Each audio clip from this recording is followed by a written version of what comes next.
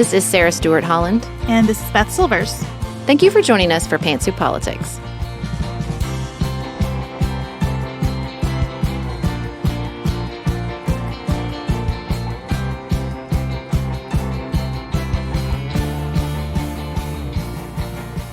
Hello, everyone. Thanks for joining us for a new episode of Pantsuit Politics. And listen, we're coming off a holiday and we're just putting our foot right down on the accelerator. We have a pretty dense episode for you today because we wanted to start thinking about instability in economies and in governments. We are about to get a report from the January 6th committee. We are about to transition power to a new Congress and to new governors and legislators across the country. And the conversation is building about 2024 in the United States. So we thought this is a good moment to step way back and talk about instability. So we're going to think about the context for the inflation we're experiencing and the tools we're bringing to that problem, and what happens when economic instability leads to political instability and people actually lose confidence in their governments. And then outside of politics, Sarah is going to delight you by talking about her Thanksgiving in New York. Before we get started, we want to give you a little holiday save the date. If you are a member of our premium community, we're going to have a holiday party on December 15th. We will have more details to come, but this is a great time to become a premium member if you aren't already so that you can join us. I love holiday parties of all shapes and sizes. Next up, we are going to talk about what is going on in the global economy.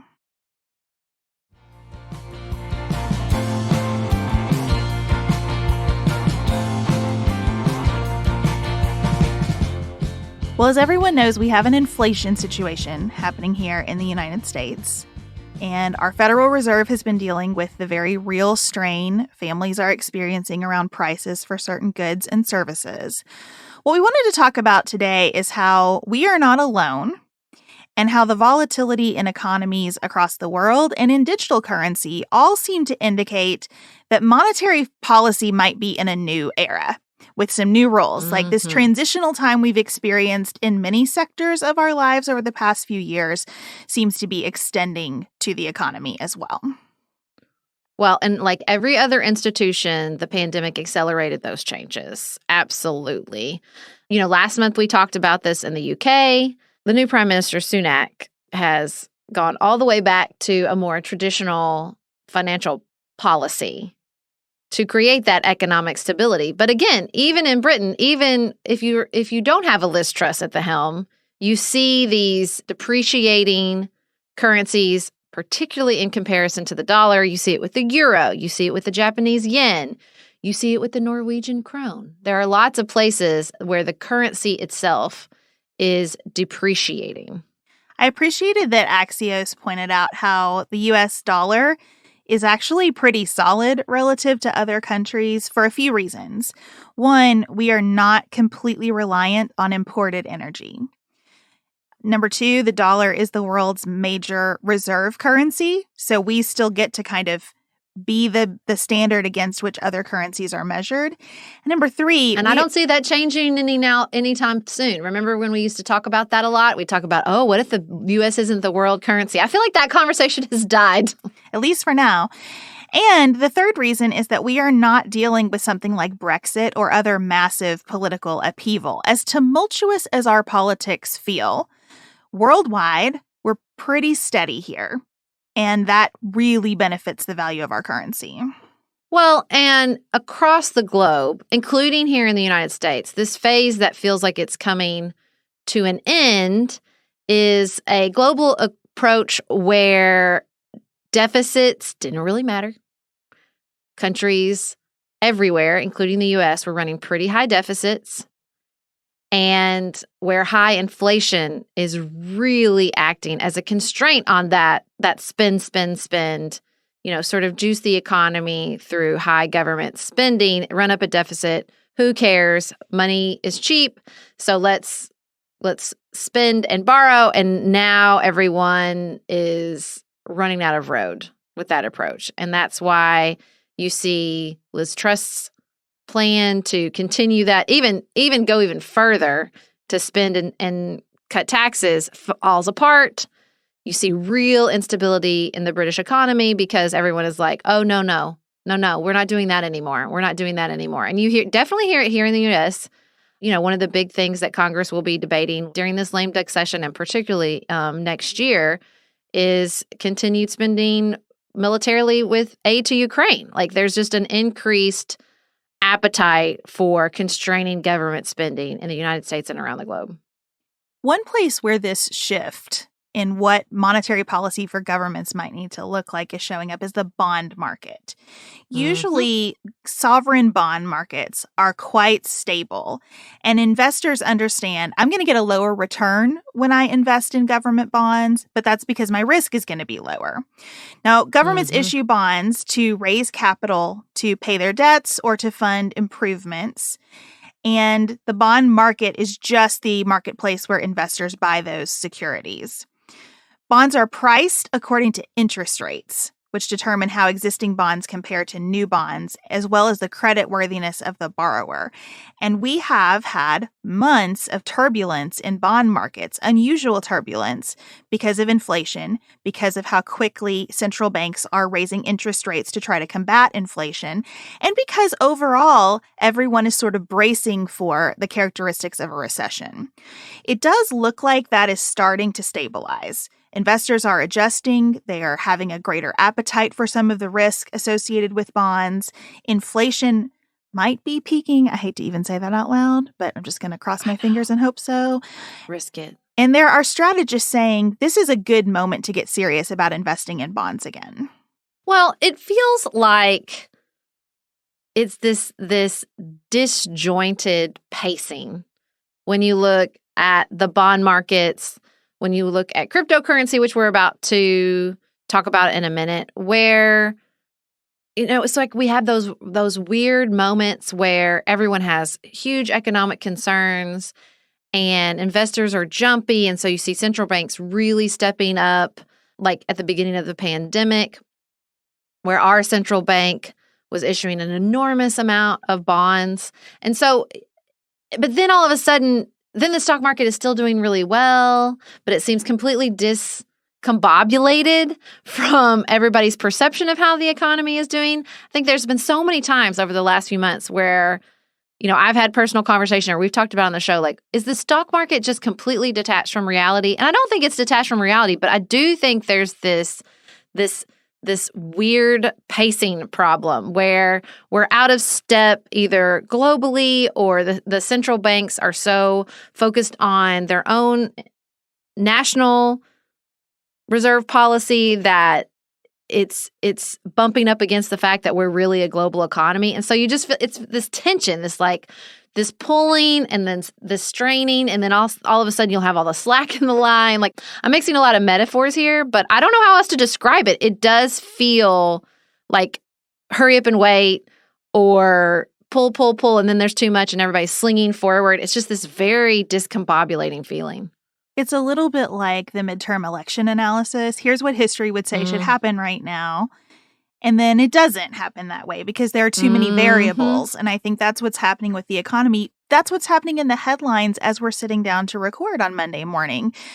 You hear analysts saying, wait a second, high inflation and the expectation of recession. Why did we have record Black Friday spending? Why do we think Cyber Monday is going to be huge? And it's just because nothing is tracking with what the conventional wisdom would tell us because there are too many variables. And that's probably a good transition to cryptocurrency. We have been experimenting with the idea that these central banks are a real pain and we should be able to carve out a new frontier where currency isn't regulated so stringently. And the company that was supposed to sort of blaze a trail for cryptocurrency, to do it ethically, to partner with governments to regulate it in the ways that are necessary, that it was going to bail out other cryptocurrencies when they failed, FTX filed for bankruptcy.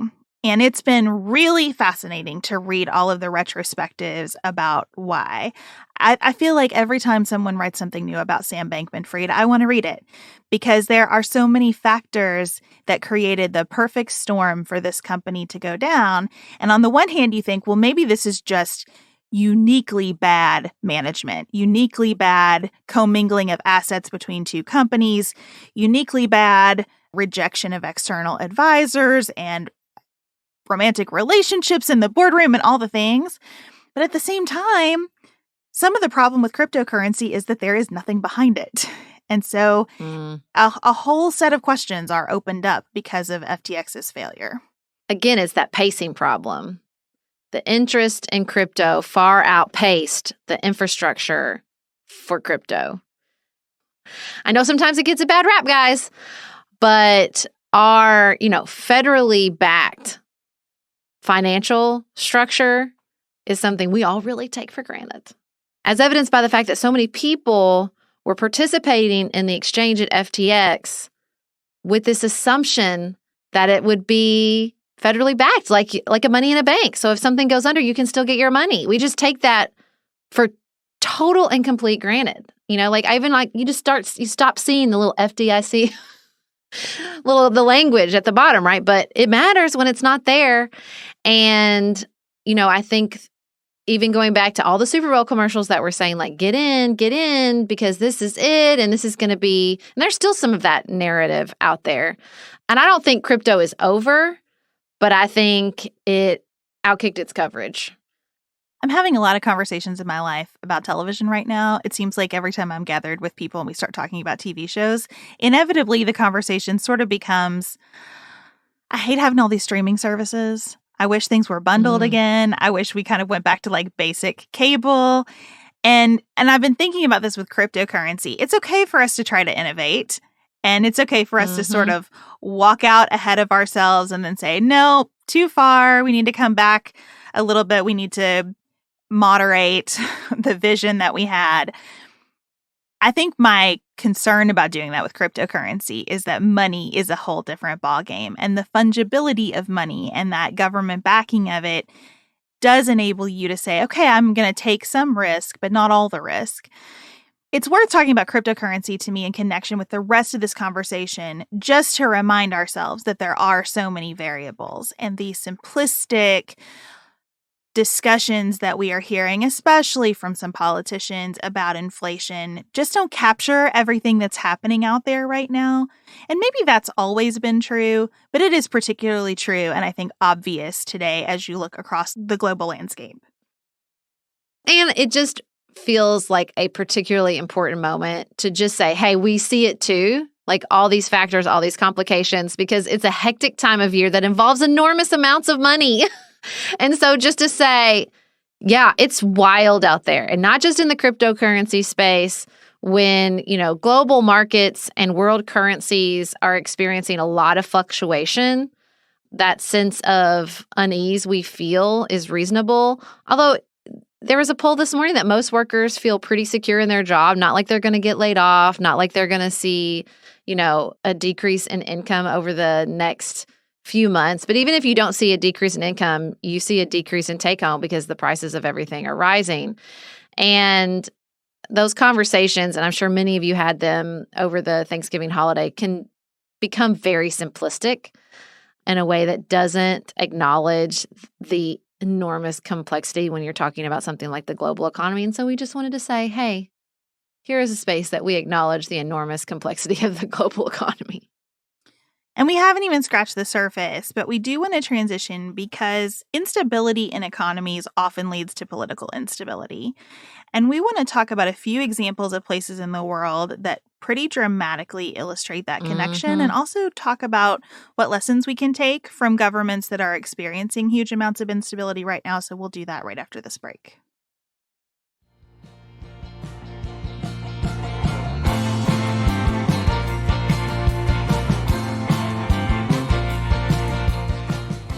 Sarah, as I was preparing for this conversation, I was thinking about how many times you'll say, what are we really doing with countries? What are we really doing with states? What's the idea here? Well, that led me to think a little bit about some vocabulary. So just a little vocabulary before we get started so we know what we're talking about. When we use the term state, we are talking about being sovereign over a territory and a group of people in it. Most of the world uses the term state the way that we use countries here in the U.S. Nations are groups of people with common histories, stories, culture, economies, and rights. there are many nations that don't have states in the world. And those nations without states are often the source of lots of violence and conflict in territories, especially as we talk about Western Asia and other parts of Asia and Africa. Nation states, when we hyphenate it, that's a sovereign territory with one group of individuals who share that common history. And we don't really have those anymore because just about every state in the world has more than one nation of people living in it. And I thought it would be interesting to just bring alongside all of this two terms that we're talking about a lot in the U.S. right now. One is national identity, and that is just the idea that we have a sense of attachment to our nations. And the other is nationalism, which uses that sense of attachment to justify political action. Nationalism throughout the globe leads to that belief that every nation has a right to be a nation state, where you should just have states built around people with common histories and cultures. And so as we start thinking about what's the purpose of a state and what happens when states don't meet that purpose, I just want to keep all those terms in mind to kind of stay with your question, Sarah, of like, what are we doing when we draw these borders? For me, I grew up with this underlying assumption that nations were nation states, right? That the countries we talked about were based on that sort of shared identity and common history. And then, of course, all that sort of falls apart and you learn, no, wait, sometimes people just drew a line. And so then the question really is, why did we draw that line and why do we continue to enforce it? And I think that is a very difficult question. And I think the other thing is we use the word sovereign with the assumption that it's uncrossable. Well, we've learned right now with Ukraine that's not true. The more you learn about world history, the older you get, you realize, oh no, we interfere in each other's affairs all the time.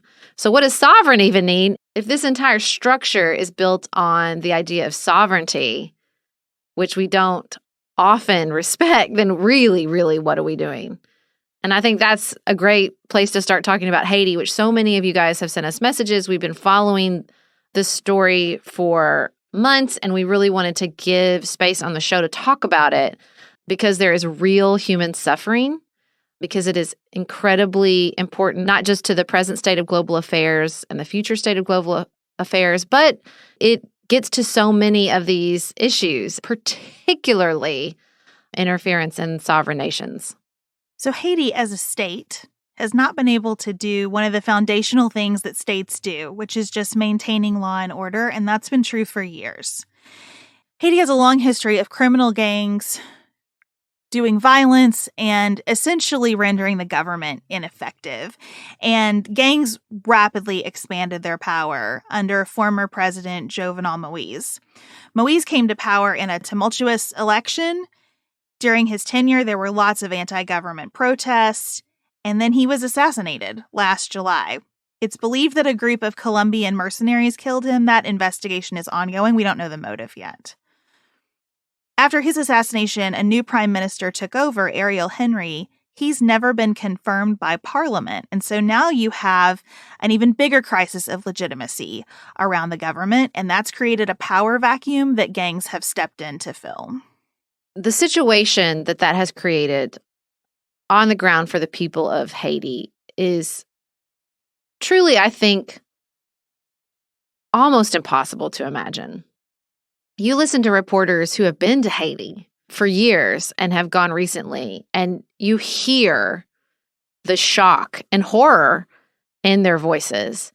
Haiti, again, this is a theme you'll hear often when we talk about this country, hasn't had a strong infrastructure ever, and certainly not recently. Some of that is still fallout from the 2010 earthquake that just decimated whatever infrastructure was in place to begin with. I mean, they don't have a functioning electric grid. It functions primarily based on diesel, which created a market for gangs to exploit. You read a lot about that they took command of the diesel and the fuel, and then people can't get electricity. You don't have a government that can function as far as like trash pickup and gas stations. You have massive protests. The part I can't get over is, because of the weather and the enormous rains at certain times of the year, and then the trash is not getting picked up. A reporter described it as a trash river.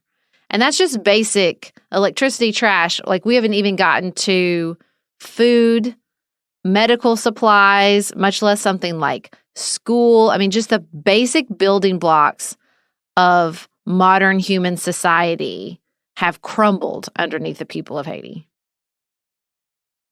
And in the midst of all that, you have violence that is hard to appreciate sitting here in the United States. The gangs are constantly in fights with each other. So to get anywhere, people feel like they have to cross through the front lines of a war. The gangs rape and kidnap. They have burned down entire neighborhoods with people in their homes. There have been nearly 1,000 reported kidnappings just this year. And this is not surprising, given that Sarah was just talking about trash rivers. Cholera is spreading throughout the world, and it is really spreading in Haiti. And to get their children to the hospital to be treated, parents are having to go through these incredibly violent situations because of gangs. Medical teams can't do what they need to do. They can't get to parts of Haiti that they need to get to. And we are at the point now where gangs have blocked shipments of fuel coming into the country. They have blocked shipments of water coming into the country. They have blocked medical action. And the United Nations has said, folks, we have tried to negotiate humanitarian corridors, and it's not working. The United Nations is saying that armed action is going to be necessary just to establish a humanitarian corridor, not even to start to work out the political problems that are for the people of Haiti themselves to decide, but just to get supplies into this country for it to continue to function. The United Nations is recommending armed action. And the role of the United Nations is probably an important moment to reference. The problems for the people of Haiti are centuries in the making.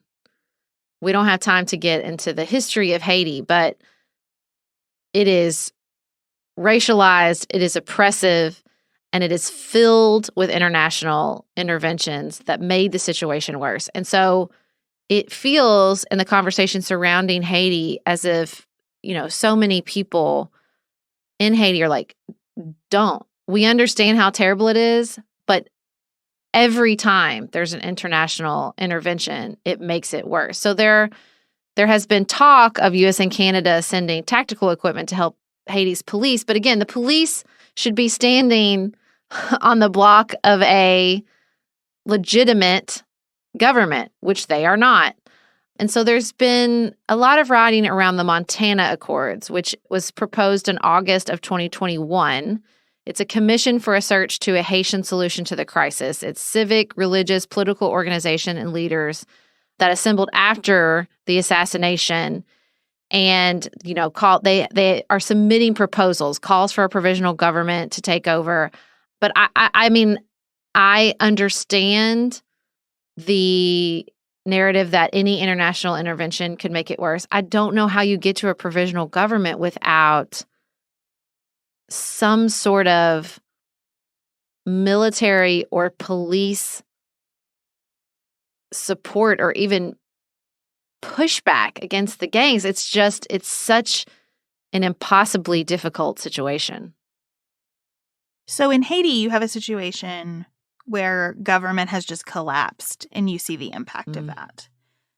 We want to think about that and hold alongside it what's happening in Iran, where you have this brutal, militarized, repressive, theocratic regime, and that tight control isn't working.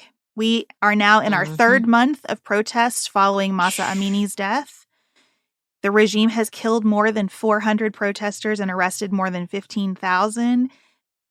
There's a group of optometrists and ophthalmologists who've written this report about how many people are being blinded from being shot with metal pellets and rubber bullets. Oh, my God. And still, Iranians are not backing down. young people, Mhm. university and high school students, minority communities in border regions, urban elite. There are all kinds of groups in Iran who have just had enough and are not deterred by the truly brutal tactics that the regime employs. These protests have truly been something to behold. And their staying power, I think, is a testament not just to the bravery and the dedication of the Iranian people, but that the choices outside these protests are bleak. You only protest and risk your life because you don't have anything else to fight for, right? I mean, that going back to our previous conversation, the economy in Iran is terrible. This is in huge part due to international sanctions, but there isn't a lot of opportunity.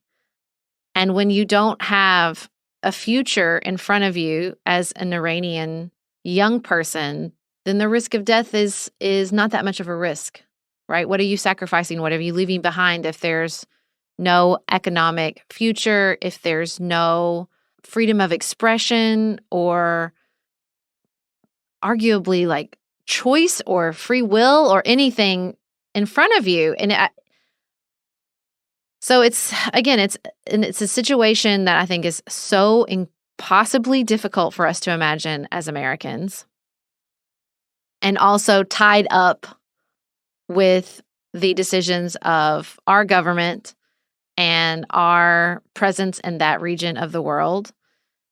And I don't expect those protests to end anytime soon. I also don't expect the regime to back down. Over the weekend, No. Khamenei rejected any possibility of compromise and praised the state actors who are employing brutal tactics against protesters.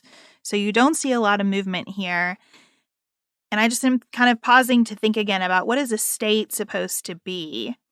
It is supposed to provide that law and order where we have a total breakdown in Haiti, but it is supposed to balance that with enabling citizens to be free and to lead prosperous lives. And in Iran, we see the state as an obstacle to living free and prosperous lives. And then that takes us to China, where we have a state that has really justified its existence for the past couple of decades through that prism of law and order, that we maintain things, that our society works, it functions, that free expression is a recipe for anarchy, and that we will keep you as citizens safe and prosperous. And that philosophy that emanates from the Chinese Communist Party, and particularly from Xi Jinping, has run headlong into COVID-19. And it has created a completely game-changing situation. I was shocked over the weekend to see the reports of pretty large-scale protests and the way that the Chinese people are rising up as they are going through another period of COVID lockdowns. I think the important part of that promise was not just safety, but prosperity. And that has fallen out from underneath the Chinese people.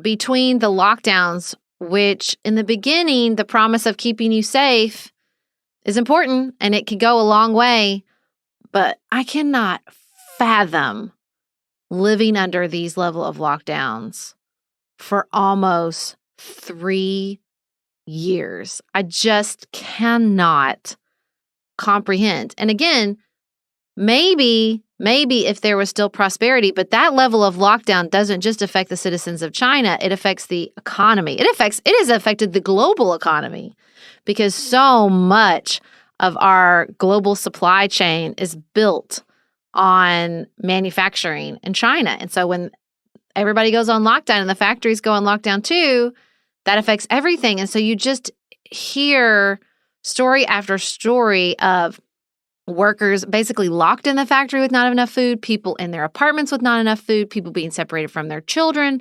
There was a terrible bus wreck where people were being bused to a quarantine center and 27 people died. Now you have this fire where there are videos that are spreading across the country of China despite massive censorship, showing that the emergency workers couldn't get in the building. They're literally locked in You're running headlong into all these factors just building and building and building, not to mention just the reality of COVID in China to begin with, which is the vaccines created by the Chinese government are not that effective.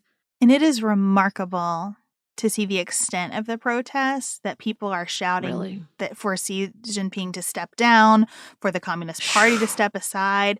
This is in a country where there have been times when internet censors have blocked content that just uses him because people were referring to Xi Jinping as him to try to get around the censorship. Like, it is so repressive. I cannot highly enough recommend the Economist podcast, The Prince, about Xi and about how he came to power and has solidified his power. And I cannot wait for updates. I hope that they do updates to talk about what's going on now. Police are pushing back, so we are seeing people being dragged and beaten. A BBC reporter was beaten and arrested. Mm-hmm. He was told that he was being detained by authorities to prevent him from getting COVID. And this is a real thing. With people out gathered in these protests, COVID will likely spread. And doctors have warned the Communist Party that China's healthcare system is not up for the challenge of a huge outbreak of COVID. And so you can kind of imagine how quickly this situation could spiral in multiple directions, which I am certain Xi is thinking about and will tempt him to be even more and more repressive in trying to shut it down. Well, it just is a reminder of how brittle this form of power is, especially when it's not floating on a river of money, which it has for the past several years. And I think just in the last 6 months, how many times have we said, oh, this is so rare you don't see it in China? How many times do we say that before it stops being rare?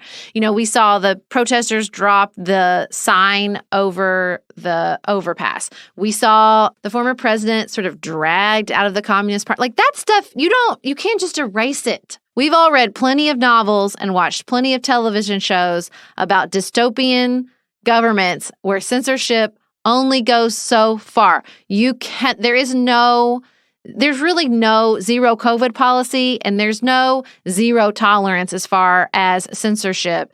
Even where they have the incredible technology they do in China, you still have the internet, you still have humans. If they were getting messages in the underground through the Nazi government in World War II, they're going to get stuff out with cell phones and internet, and they're going to see, and this is going to build. Like, you're going to get a little blip here and be like, same in Russia, right? Like, there is no total control. If your power is built on total control, then it is going to inevitably splinter and break, and because that is impossible when humans are involved. And it's like, how much of human history do these dudes need to ignore to think it's going to turn out differently for them? Well, and I think that is the big picture takeaway, that it is just difficult to balance all of the competing interests that governments are supposed to be balancing. And to find that spot where a government is actually creating more freedom for people, and that more freedom has elements of safety and law and stability underlying it, instead of squelching it. And it's just difficult to get that right. And on the one hand, looking at these countries really makes me appreciate our form of government in the United States. And on the other hand, it leads me to serious questions about our government's tendency to interfere in countries across the world. Because I also think there is a balance to be had. How much humanitarian aid is interference versus truly just wanting people to survive and thrive?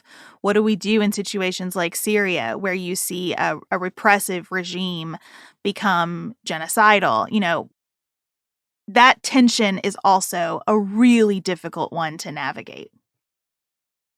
When I look at Haiti, I think, I don't want to hear people complain about government anymore. Because when you take out government, it is like a time machine. I feel like you look at Haiti and you realize that government has been the vehicle for human advancement because they're living in the Middle Ages, right? Like, I feel like that is what has happened. When you take out, any sort of like societal structure that provides security, that provides infrastructure, that provides healthcare. I mean, when you're talking about trash rivers and we don't know who's shooting who, then and roving gangs, I mean, it's literally like reading a medieval text, right? Like that's what that feels like to me. And, so back to our original question, well, what are we doing? Well, that's it, right? And maybe it's less about the lines and it's more about the foundation that those states build wherever you are.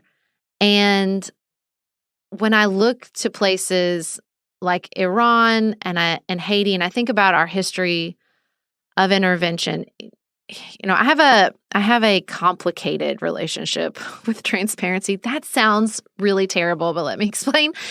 I'm not 100% convinced that like C-SPAN was a one all the way good thing that happened to our government. Open committee meetings. I think there's a lot of government that works better when people can compromise and even strike a deal without just 100% attention all the time. I also think that 100% attention on the government all the time builds a cynicism in people, which is not what we want. We don't want cynicism. Look at Haiti. Do not be cynical about the importance of government in our lives. However, I don't have a complicated relationship with transparency when it comes to international intervention. I think that while it has been difficult and it has increased cynicism, I think the fact that there has been all this unearthing and really, really difficult awareness and just facing it, just looking at what we have done and what that has wrought across the world has been important. Not because I hope the lesson is we don't ever do this. We don't ever step up and help. We don't ever interfere. When I'm talking about like the importance of government and democracy, like I am incredibly proud of the role the United States government has played with Ukraine. I'm getting emotional. Like I had a conversation with a friend that's like, I don't know, we're spending so much more than Europe. And I'm like, I don't really care. I don't care. Like I think it's important and it's essential. And so I just hope like we can get transparency and figure out a better way to do it, because I don't think that the lesson of the 20th century is not to ever protect democracy, to not ever interfere. I just think we have to learn some lessons and do it carefully. And I hope that we don't do what we always do, which is overcorrect and just step out altogether, which I don't think we're doing. Obviously, we're not doing that in Ukraine, but it is difficult to look at our intervention in Ukraine and look at what the people of Haiti are suffering and say, are we doing this right? Are we balancing this correctly? I'm always looking for a rubric. What are our guideposts? Can we have some kind of coherent foreign policy? Putting together our discussion about the economy and about these nations and the lessons of history and also the variables present that weren't present in history. Just for example, the fact that Haiti in some ways is living a version of the Middle Ages, but with lots of guns. So everything that we can bring to it is also changing, right? And the spread of disease throughout the world, the acceleration of all these factors post-COVID. I think that I need to enhance my capacity to think flexibly because, yes, some principles are really important. And we are just living through a really transitional time in every dimension. And that means that a lot of the answers that we might get if we ran something through a prism of the way we used to do this or what our principles would generally lead us to, I might miss a lot of the analysis. Well, and there's just so much of the analysis we haven't even touched. Obviously, race is a huge component when we talk about the history of Haiti. Haiti was the first nation to permanently ban slavery. It was a nation of freed Black slaves, and it was a huge, huge threat to the global order at that time. Like, that cannot be ignored, and I don't think that is irrelevant even today in 2022. And there's just all these incredible complicating factors, even with Ukraine, when you're talking about the fall of the Soviet Union, the Cold War, our interference in that. We won't even get into our history with Iran. It's like, again, you're holding so much complexity. If you just talk about the last 6 months, much less if you talk about the last 2 centuries. Back to our conversation about the economy. We are tied up together as a global community. And so, it was important for us, and will continue to be important to us here at Pantsuit Politics, to just hold that complexity, to say we see what's happening to our fellow global citizens in these places around the world. And it matters to us not just because it affects the U.S. economy, not because there are, U.S. politics at play, but because we are tied up together with the people of Haiti and the people of Ukraine and the people of China and the people of Iran.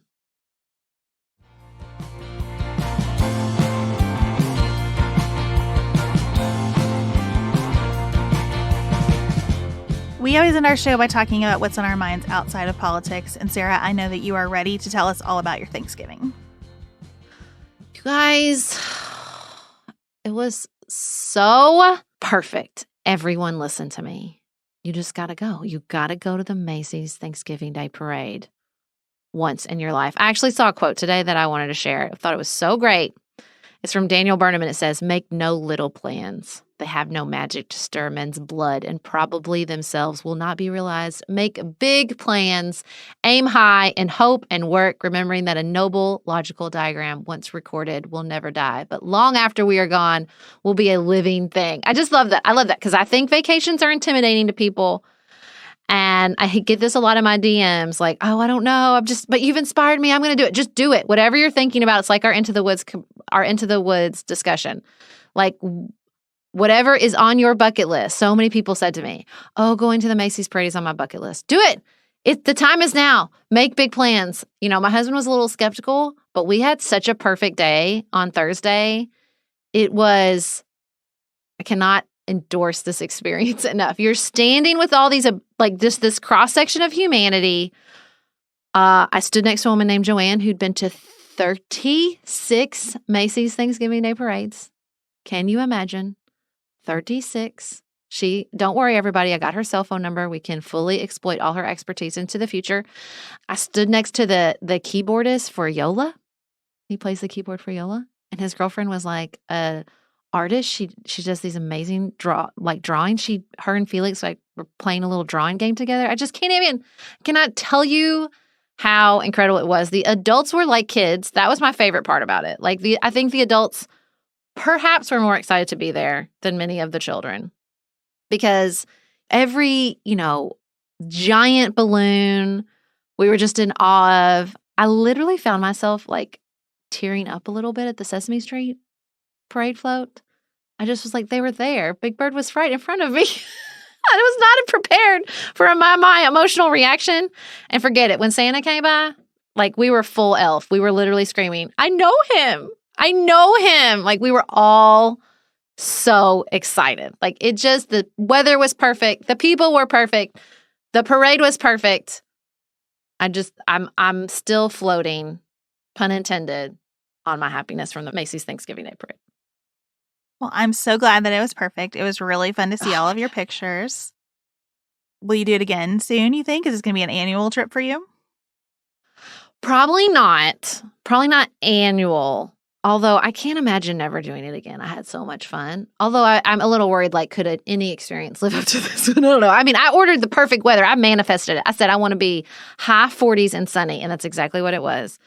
I love New York City during the holidays. We went last Christmas, so I'm sure we'll come back again. We saw 3 shows. We saw 6, which you guys were right. It was my favorite. Don't be mad when you hear I also saw Hadestown, because I feel like all the Hadestown people are going to come in my DMs and be like, "It's better," but I liked 6 better, guys. I'm sorry.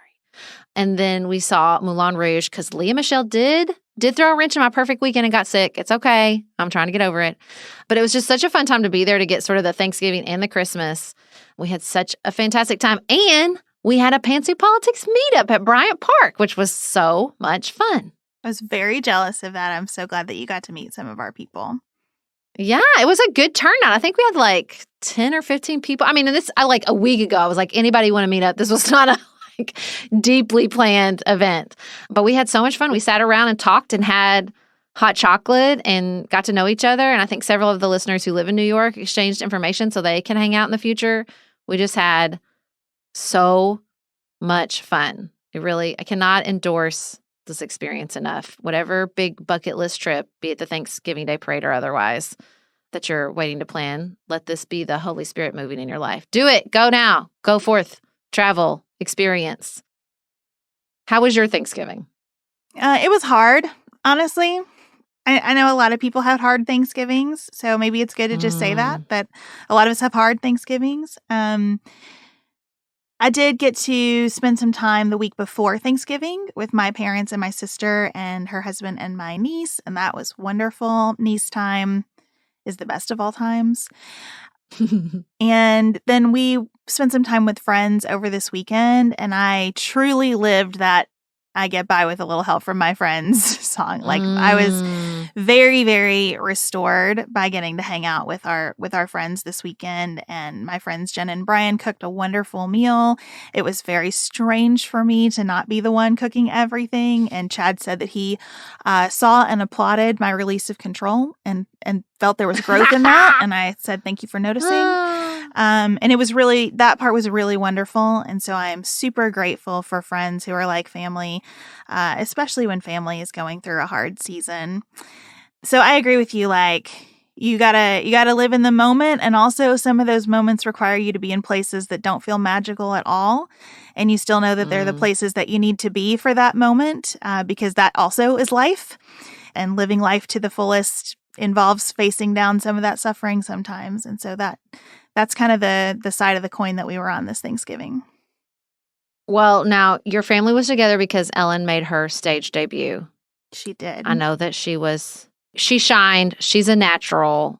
I don't think anybody in our audience should be surprised by that. I'm more concerned with how she's handling the transition back to normal life. Because I know that the stage is intoxicating. The stage is intoxicating. If you are not tracking this conversation, my 7-year-old Ellen played Gretel in the high school's production of The Sound of Music.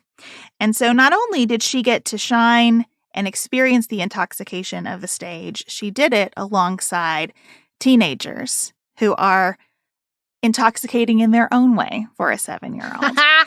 And so the night after her last performance, she was lying in a ball on the kitchen floor, sobbing. She has really been through the stages of grief with this. And she still has moments where she's like, I don't think I can talk about it right now. It hurts too much. Like she is so sad that it's over. But we will find new things for her to explore because I am certain this will not be her only her only role. It was really fun. So this was the week before Thanksgiving when she performed, and it was the first time I got to see it. Parents were not allowed to come to any practices, so I did not get to see a hint of her performance until I was there in the audience having purchased tickets. And it was a joy that I find it difficult to describe, to see her light up and to see like this is her thing and she has found it, and to watch her thriving in that role was a real gift for sure. I mean, I volunteered to take her to New York with me and set her up in a studio apartment, but you insisted she probably needed a little bit more time in your I house. would like to keep her longer, yes, because she is pretty special and needed here in the house, even though this weekend her grief led her to act terribly. I think getting back to school and routine is going to be good for her. That the emotional roller coaster for a 7-year-old to navigate is a lot right now. But again, that too is life. And I told her these moments of grief are just the other side of love. You grieve in proportion to how much you loved the experience because it's now over. And I said, honestly, grieving your role in a musical is a pretty healthy way to be introduced to something that you're going to feel a lot in your life. No, isn't that the truth? Well, I do want to say, because I know I'm going to get a lot of messages, I'm going to write up our itinerary and all our parade viewing tips for those of you who want to attend the Macy's Thanksgiving Day Parade. There wasn't a lot of great information out there, you guys, so Nicholas and I are working hard on putting together all our tips. Because there was, as long as this parade has been going on, you think there'd be more inside information on how to watch the parade, but we're going to put that together. There will be a link in the show notes, don't worry. And I do hope as many of you that can or who've been on the fence about planning this, go ahead, 2023. Let's do it. Thank you all so much for joining us today. We will be back in your ears on Friday. We're going to talk more about how important it is to grab your people and do things as the country is experiencing a real crisis of loneliness. If you listen today and want to know more about the Iranian protests in particular that we discussed, we released an episode with Western Asia expert Carrie Boyd Anderson that we'll link in the show notes. Again, you can find those at pantsuitpoliticsshow.com. Everybody have the best week available to you.